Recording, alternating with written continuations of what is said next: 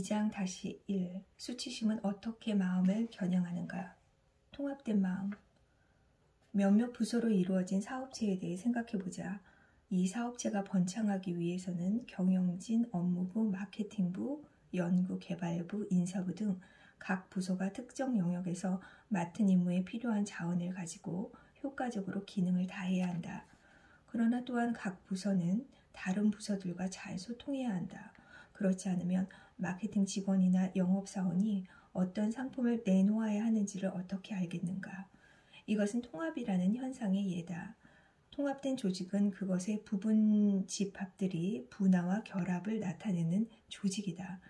각 부분은 적절하게 분화하거나 성숙해지는 동시에 다른 부분들과의 결합이나 연결에서 발전한다. 이와 비슷하게 마음은 다수의 기능적 영역을 가진 것으로 묘사될 수 있다.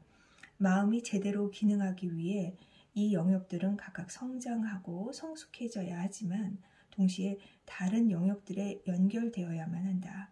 이 연결의 유지에 대한 책임은 전전두피질의 활동에 있다.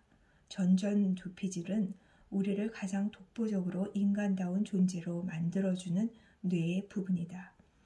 우리가 마음의 이 여러 활동에 주의를 기울일 때 우리는 그 활동들의 변화와 변천을 의식하기에 더 유리한 입장에 서게 되고 따라서 그 활동들이 우리를 통제하도록 하는 대신 우리가 그것들을 더 잘 조절하게 된다. 데니엘 시겔은 획기적 저작인 성장하는 마음에서 대인관계 신경생물학이라고는 표현을 고안해냈다. 그는 이후의 저작인 마음을 여는 기술에서 마음의 9가지 영역 그리고 그 영역들의 통합이 어떻게 활기찬 정신건강에 기여하는지 설명했다. 그러므로 통합은 각 영역이 자기가 하도록 설계된 바를 하는 능력 면에서 성장하고 성숙해지는 동시에 다른 영역들과 결합하는 것을 의미한다. 이렇게 그 영역들은 서로 유연한 소통 가운데 있다. 각 영역을 살펴보는 동안 이러한 것들이 현재의 뇌과학 지식을 말해준다는 것을 의식하라. 미래에 이 지식이 변화되고 발전하면서 우리는 이 영역들을 다르게 볼지도 모른다. 간략하게 살펴보자면 시겔이 설명하는 마음의 9가지 영역은 다음과 같다. 의식.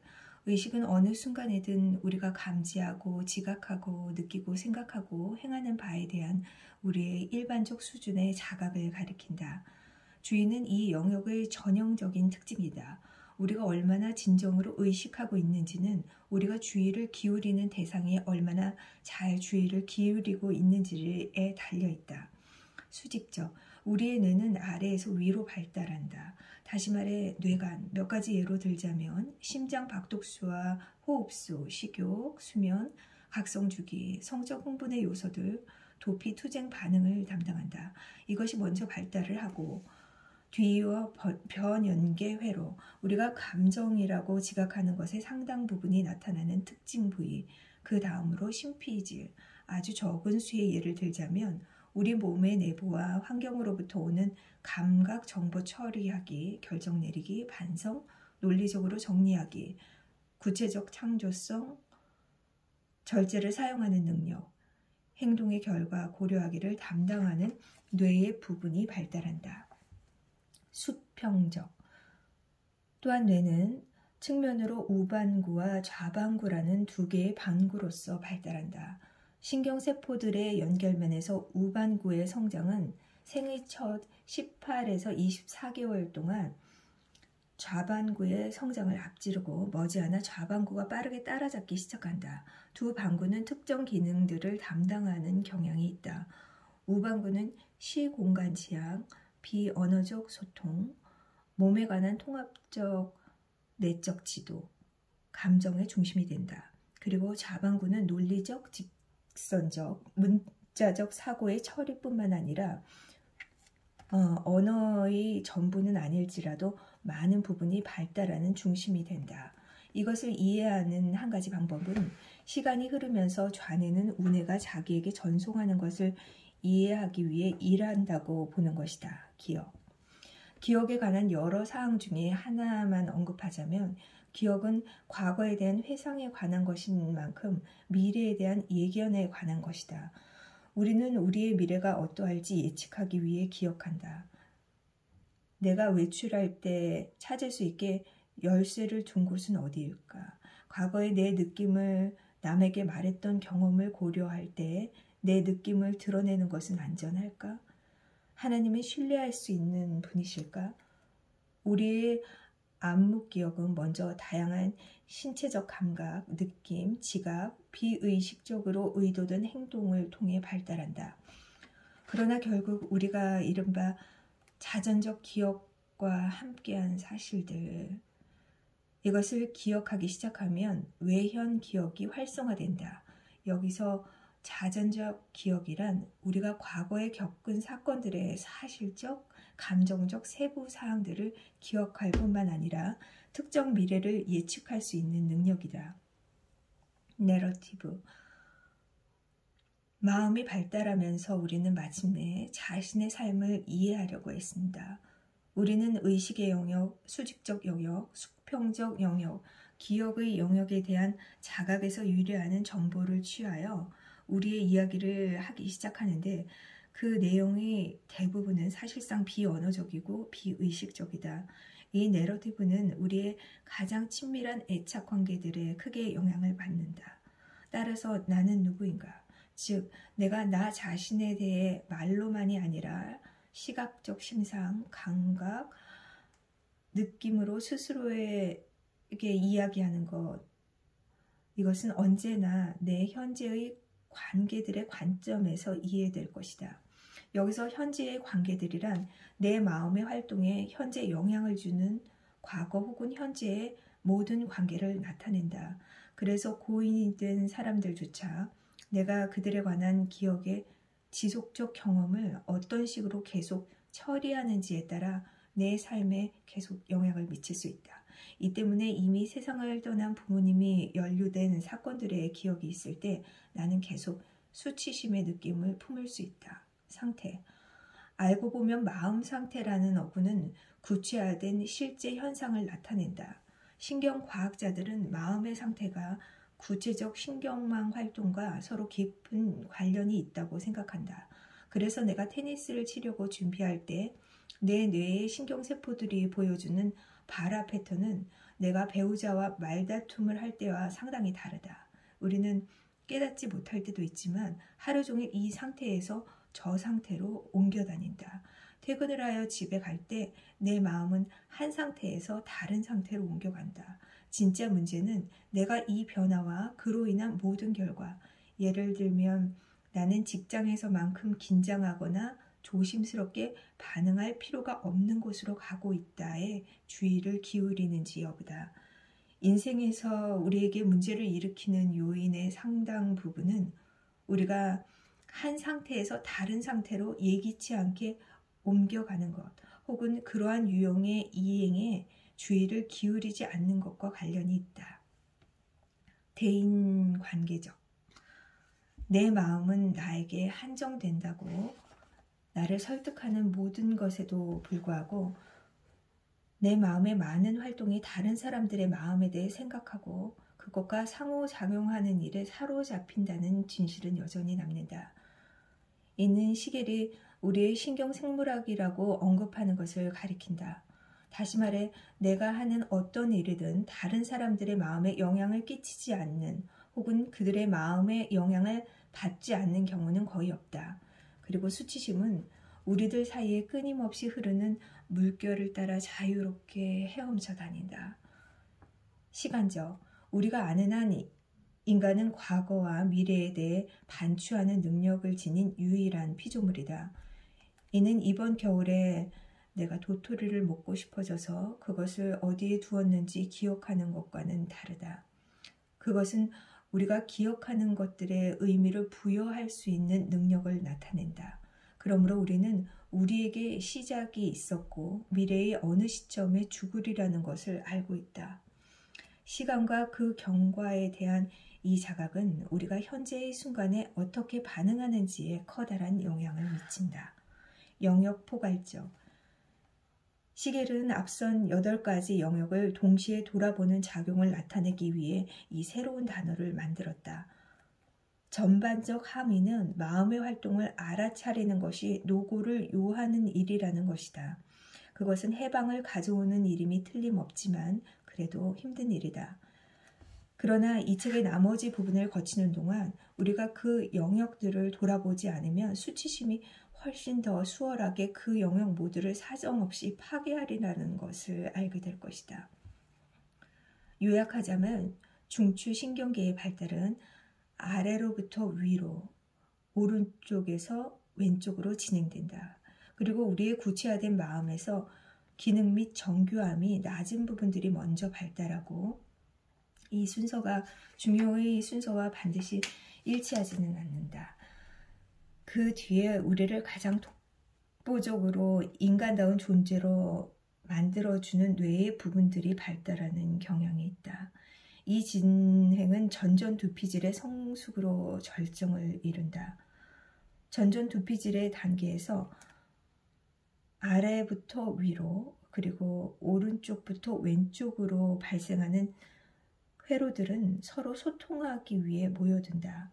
이 9가지 영역이 발달하는 동안 우리는 내면적 대인관계적 측면에서 연결들의 복잡성이 낮은 정도로부터 높은 정도로 옮겨간다. 우리가 나이가 들어감에 따라 우리의 뇌는 그 자체 내에서 더 많이 연결되면서 건강한 방식으로 성숙해진다. 그 사이 우리는 또한 다른 사람들과 건강한 방식으로 더 많이 연결된다. 이 다양한 영역들 사이에 통합이 발생하는 장소가 되는 것이 전전두피질의 의미다. 이곳의 세포들은 서로 다른 영역들의 분화와 그 영역들 사이의 결합을 촉진한다. 마음의 건강한 발달에 대한 이러한 이해 방식은 신비로운 방법으로 만들어진 피조물인 우리가 흑이자 생기라고 선언하는 창세기 내러티브를 상기시킨다. 우리는 분리할 수 없는 방식으로 구체화된 존재이자 관계적 존재다. 더욱이 이 통합의 특징은 하나님께 한 마음을 달라고 구하는 시편 기자의 간청에 그리고 굳어지고 해체된 마음을 유연하고 연결된 마음으로 변화시킨과 동시에 한 마음을 주시려는 하나님의 깊은 갈망에 반영되어 있다. 내 마음은 조화롭게 하나로 모일 때만 그리고 나 자신 외에 누군가에게서 오는 도움으로만 제 기능을 다하는 여러 다른 부분으로 이루어져 있다는 생각은 성경의 저자들이 제시하는 하나의 비유로서 통합된 방식으로 작동하는 우리의 구체화된 신경회로에 대한 시적 표현이다. 하나님이 우리 마음으로 하여금 우리가 서로와 함께 그러는 것처럼 성숙과 연결 면에서 자라나도록 의도하시는 것과 같은 방식으로 바로 그 과정을 방해하고 무너뜨려서 기능적으로 마음과 행동에 경직된 혹은 혼란스러운 상태를 초래하여 우리가 내면적 대인 관계적으로 그 상태에서 살아가도록 하는 것이 수치심의 주요 특징 가운데 하나다. 저스틴이 견뎌냈던 학대의 과정뿐만 아니라 그 결과로 나타난 수치심에 대한 그의 반응에서도 그의 마음의 모든 영역 하나하나가 와해되었다는 것이 분명해졌다. 함께 발화하는 신경세포들은 서로 연결된다. 지난 30년 동안 축적된 증거는 뇌 세포들이 우리가 예전에 생각했던 것보다 더 큰 적응력과 재생력을 지니고 있음을 보여준다. 이 특성을 가리켜 일반적으로 신경가소성이라고 부른다. 신경세포들의 이 속성은 뇌의 서로 다른 영역들 사이의 연결로 그로 인해 감각, 심상, 느낌, 생각, 신체적 행동 같은 서로 다른 기능적 요소들 사이의 연결을 허용한다.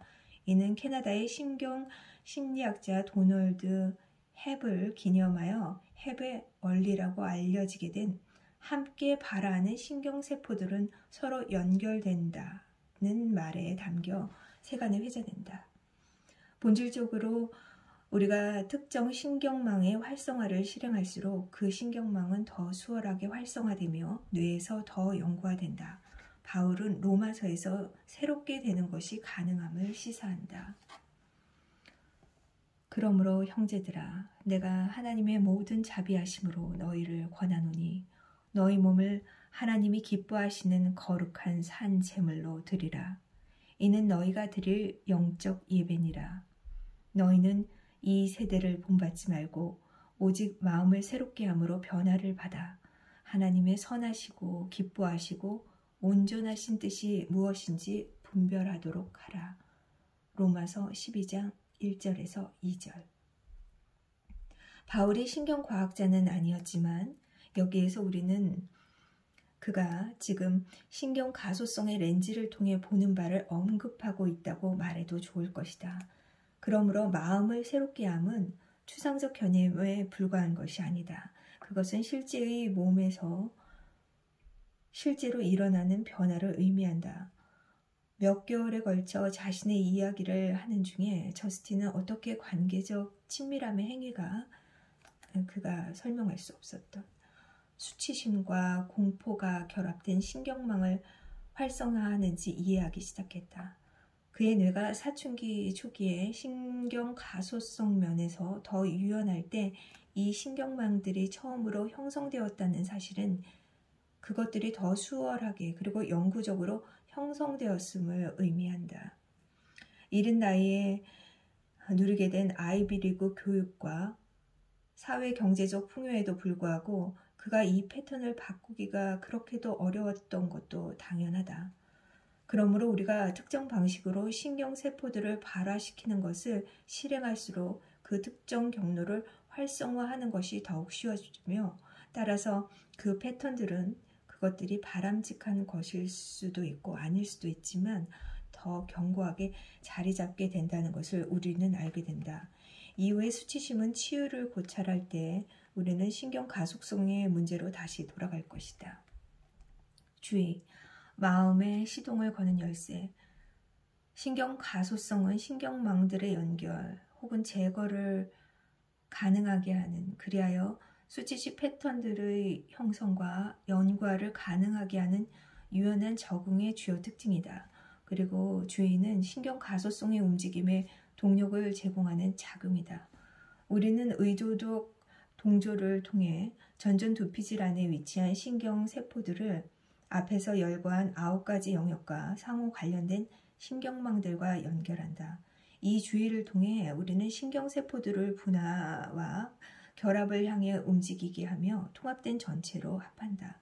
주의는 기능 위주의 나머지 차량들을 끌고 가는 마음 열차의 기관차다. 우리는 궁극적으로 우리가 주의를 기울이는 대상이 된다. 그리고 어느 때든 우리에게 주어진 선택지는 무수한데 그 가운데 가장 중요한 것은 우리 내면에 위치한다. 바울은 로마서에서 이를 알고 단호히 말한다. 육신을 따르는 자는 육신의 일을, 영을 따르는 자는 영의 일을 생각하나니 육신의 생각은 사망이요 영의 생각은 생명과 평안이니라. 로마서 8장 5절에서 6절. 무언가를 생각하는 것은 본질적으로 주의를 기울이는 것과 관련된다. 나는 무엇에 주의를 기울이는가? 바울은 우리가 주의를 기울이는 대상이 되돌아와서 우리를 다스리게 된다고 말한다. 그리하여 우리의 주의는 죽음 또는 삶 둘 중에 하나와 깊이 결부된다. 성경 내러티브의 아주 많은 부분은 하나님이 우리의 주의를 얻기 위해 애쓰시는 이야기이다. 우리의 이야기는 아담으로부터 모세, 사무엘, 이사야, 예수님의 제자들에 이르기까지 우리 교회의 강단으로부터 소그룹에 이르기까지 우리의 주방으로부터 침실, 회의실에 이르기까지 주의를 기울이는 것.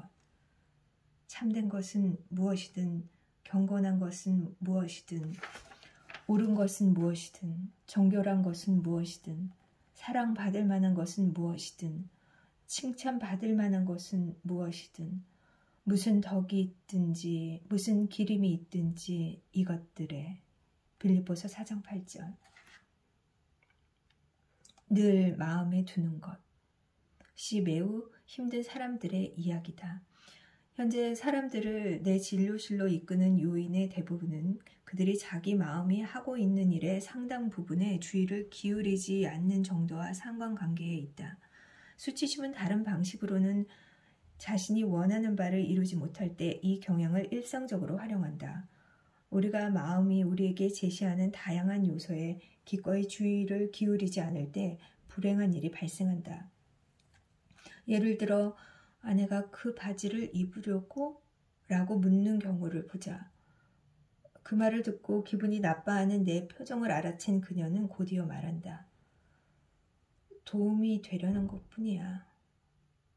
나는 생각한다. 뭐라고? 도움? 내가 입으려는 바지에 대한 당신의 논평이 도대체 어떻게 도움이 되는 거지? 내 전전 두피질을 사용해서 내 몸의 긴장감이 갑자기 상승하는 것이나 비판받았다고 감정적으로 느끼는 것이나 아내는 옷에 관한 내가 어리석다고 생각해 라는 생각, 그 생각은 10억 분의 2초 정도 후에 아내는 내가 어리석다고 생각해 그게 다야 라는 생각에 이른다에 주의를 기울이지 않으면 나는 제발 도움이 되지 말아줘 라는 말을 내뱉고는 곧 그 말을 주워 담기를 바라게 될 것이다. 그 5마디의 말에 내 표정, 어조, 신체 언어까지 합쳐져서 나는 결국 우리 두 사람 모두의 감정이 매우 상하게 될 국지전을 계시하게 된다. 수치심이 바지 한 벌을 이용할 수도 있다는 것을 누가 알았을까? 보통 사람들은 내가 내 복장에 대한 사소한 지적을 피할 수 있으리라고, 또 그 지적을 그렇게 기분 나쁘게 받아들이지 않으리라고 생각할 것이다. 어떻게 그리도 사소한 일이 하루 종일 지속되는 앙금을 남기는 언쟁으로 이어질 수 있을까? 여기에서도 주의의 역할이 보인다. 수치심이 가벼운 경멸로부터 발달하기 시작해서 기하급수적으로 확대되면 나의 주의 기제는 작동을 멈추고 그 상태에 계속 머물게 된다. 이 모욕의 사건을 역전시키는 일에서 다른 어느 것 못지않게 주요한 관건은 내 주의를 다시 궤도에 올려놓는 일이다. 저스틴의 경우 수치심의 감정은 너무도 강렬하여 그가 주의를 관리하는 능력에서 변화를 이루기까지는 여러 주가 걸렸다. 그렇지만 그는 분명 변화되었다. 우리는 뒤에 이어질 장들에서 그 일에 전념하는 방법을 알게 될 것이다.